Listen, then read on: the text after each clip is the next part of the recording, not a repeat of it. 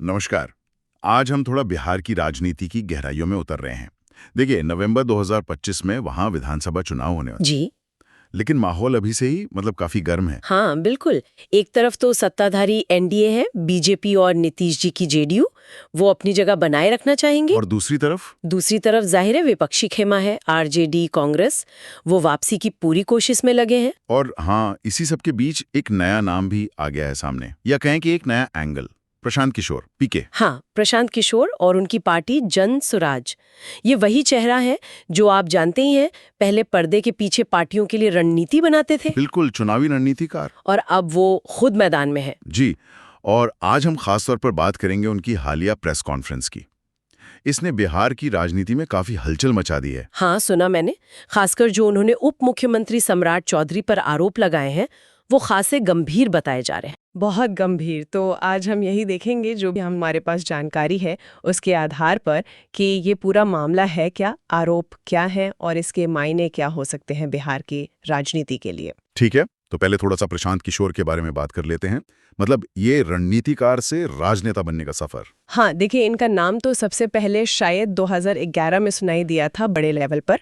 गुजरात में नरेंद्र मोदी की जीत के साथ जुड़ा था। अच्छा, हाँ। उसके बाद तो शायद ही कोई बड़ी पार्टी बची हो जिसके लिए इन्होंने काम ना किया हो। और ये बात भी दिलचस्प है जो उन्होंने खुद बताई थी कि सिर्फ सलाह देकर, बिना किसी पार्टी से सीधे जुड़े, उन्होंने 3 साल में कुछ 50 करोड़ रुपए कमाए। जी हाँ, करीब 50 करोड़, और उस पर टैक्स भी दिया, ये भी उन्होंने जोर देकर कहा था। ये दिखाता है कि उनकी पिछली भूमिका कितनी प्रभावशाली थी। सही बात है। और अब ये खुद जनसुराज पार्टी लेकर बिहार में उतर गए हैं। रैलियों में भीड़ भी जुट रही है, ऐसा सुनने में आ रहा है। हाँ, भीड़ तो आ रही है, और उनका तरीका थोड़ा थोड़ा अलग है। वो सीधे स्थापित नेताओं पर हमला कर रहे हैं, दस्तावेज दिखाते हैं, सवाल उठाते हैं। कुछ लोग कहते हैं कि दिल्ली में जैसे केजरीवाल जी ने शुरुआत की थी, कुछ वैसा ही अंदाज है। हाँ, जैसे वो कभी तेजस्वी यादव की 9वीं की मार्कशीट ले आते हैं, कभी कहते हैं कि बिहारी शब्द का अपमान होता है। और अब तो सीधे सत्ता में बैठे बड़े नेताओं पर निशाना साध रहे हैं, जैसे सम्राट चौधरी। वो जनता को ये बताने की कोशिश कर रहे हैं कि देखिए, ये हैं आपके नेता और ये हैं उनके कथित कारनामे। लेकिन एक बड़ा सवाल यहाँ ये भी उठता है, बिहार की राजनीति में जातिगत समीकरण हमेशा से बहुत हावी रहे हैं। बिल्कुल। तो क्या पीके, जो एक तरह से व्यवस्था परिवर्तन की बात कर रहे हैं, इन समीकरणों को तोड़ पाएंगे? क्या जनता उनकी बातों पर भरोसा करेगी? ये तो वक्त ही बताएगा। ये सबसे बड़ा सवाल है शायद उनके लिए। खैर, चलिए अब उस प्रेस कॉन्फ्रेंस पर आते हैं जिसने इतना हंगामा खड़ा किया है। पीके ने सिर्फ सम्राट चौधरी पर ही नहीं, कुछ और नेताओं पर भी आरोप लगाए हैं ना। हाँ, ऐसा बताया गया। जी, जैसे जेडीयू के मंत्री हैं अशोक चौधरी, उन पर भी आरोप लगाए कि बेटी को टिकट दिलाने में पैसे का खेल हुआ, या फिर अपने पीए के नाम पर करोड़ों की जमीन खरीदी। करीब 200 करोड़ की जमीन का जिक्र किया उन्होंने। अच्छा, और बीजेपी के स्वास्थ्य मंत्री मंगल पांडे का भी नाम लिया था। हाँ, उनकी पत्नी के खाते में जो कथित तौर पर 2 करोड़ से ज्यादा रुपए आए, वो कहाँ से आए, ये सवाल उठाया। तो निशाना सिर्फ जेडीयू पर नहीं, बीजेपी नेताओं पर भी है। समझ गया। लेकिन जो सबसे ज्यादा चर्चा हो रही है वो है उप मुख्यमंत्री सम्राट चौधरी पर लगे आरोप। क्या क्या कहा है पीके ने, जरा विस्तार से बताएं। देखिए, पीके ने सम्राट चौधरी के खिलाफ कई मुद्दे उठाए हैं, ऐसा उनका दावा है। पहला तो उनके नाम और उनकी शिक्षा को लेकर। नाम और शिक्षा। हाँ, पीके ने उन्हें नाम बदलने वाला मास्टर तक कह दिया। दावा किया कि उनका असली नाम राकेश कुमार था, जो बाद में सम्राट चौधरी हो गया। ओह। और उनकी पढ़ाई पर भी सवाल उठाया।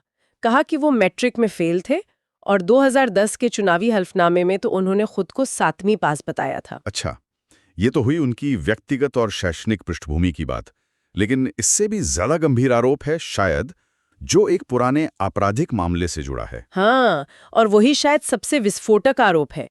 ये मामला है 1995 का तारापुर हत्याकांड।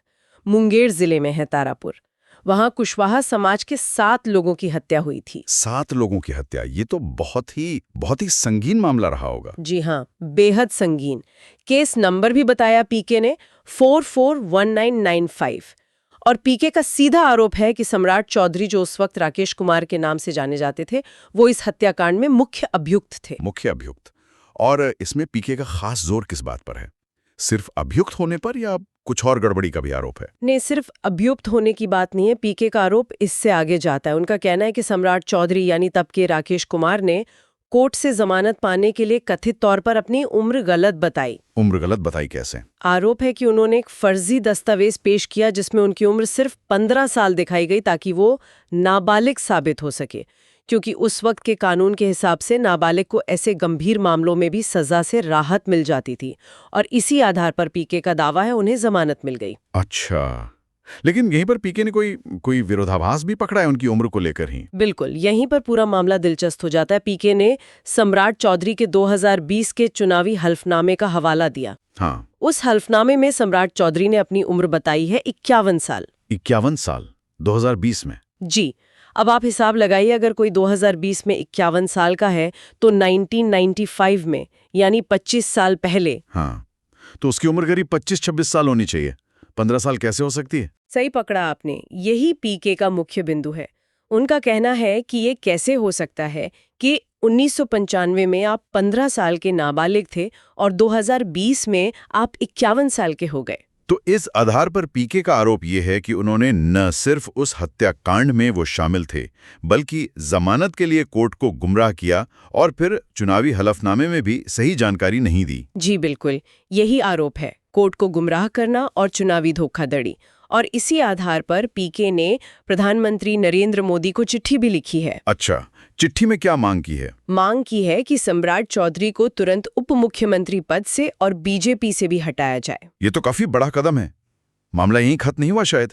पीके ने एक और पुराने केस का भी जिक्र किया, शिल्पी गौतम हत्याकांड। हाँ, ये एक और बहुत ही सनसनीखेज और दुखद मामला है बिहार के इतिहास का। पीके ने यहाँ सीधे तौर पर सम्राट चौधरी का नाम नहीं लिया, लेकिन एक बहुत बड़ा सवाल जरूर उछाल दिया। क्या सवाल? उन्होंने पूछा कि जो शिल्पी गौतम केस की जांच रिपोर्ट थी, उसमें एक राकेश नाम के व्यक्ति का जिक्र आता है। तो पीके ने सवाल उठाया कि कहीं ये राकेश सम्राट चौधरी ही तो नहीं थे जिनका पुराना नाम राकेश कुमार था। ये शिल्पी गौतम मामला क्या था? बहुत पुराना हो गया, शायद श्रोताओं को याद ना हो। हाँ, ये 1999 की घटना है। जुलाई 1999 में पटना में मिस पटना रह चुकी थीं शिल्पी जैन, और उनके एक दोस्त थे गौतम सिंह।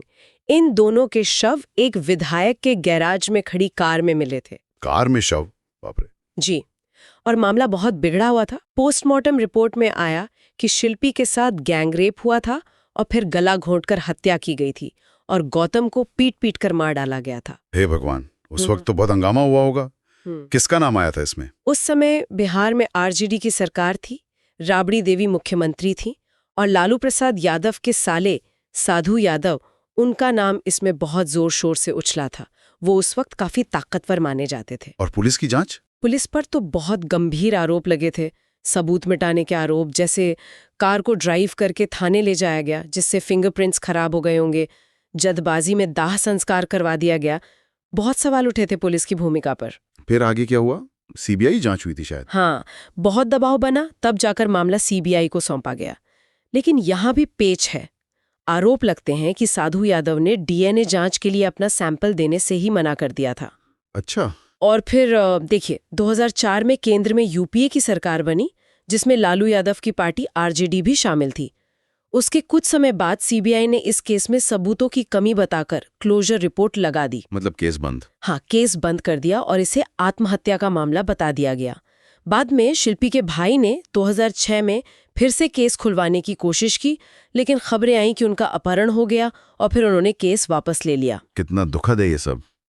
तो अब पीके ऐसे सम्राट चौधरी से कैसे जोड़ रहे हैं? पीके का तर्क ये है कि 1999 में जब ये घटना हुई, तब सम्राट चौधरी यानी राकेश कुमार आरजेडी में ही थे और लालू यादव के नजदीकी माने जाते थे। तो पीके ने सीधे आरोप नहीं लगाया, बल्कि एक शक जाहिर किया है। एक सवाल पूछा है कि सीबीआई की क्लोजर रिपोर्ट में जिस राकेश कुमार का जिक्र है, क्या वो यही है? उन्होंने सम्राट चौधरी से इस पर सफाई मांगी है। समझ गया। ये तो मतलब पुराने गड़े मुर्दे उखाड़ने वाली बात हो गई। अच्छा, सम्राट चौधरी का अपना राजनीतिक सफर भी तो काफी दिलचस्प रहा है।